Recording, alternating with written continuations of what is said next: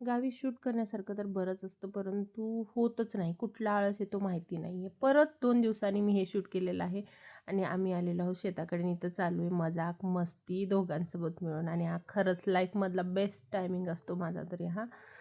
आणि इकडे मस्तपैकी आणखीन कवळ्या-कवळ्या काकड्या घेतलेल्या आहेत आणि इकडे आजी येत आहे. तिला चालायला बराच त्रास होतो. म्हटलं येऊ का मी, तुला जमतं का? पण नाही, तिला तिचं आपलं करायचं असतं. माझ्यामुळे कोणाला त्रास नको असं तिचं असतं.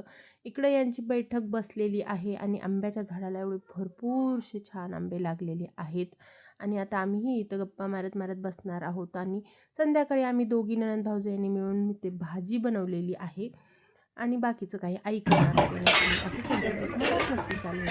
स्वयंपाकासाठी चाललेली सासू. नाही रे बाई. ऐका, माझ्यावर कशी काय पेचात अडकलेली सून. सांगायची. टाक थोडंसं. तुला आम्ही तुम्ही सासरा समजता. हां बस झालं.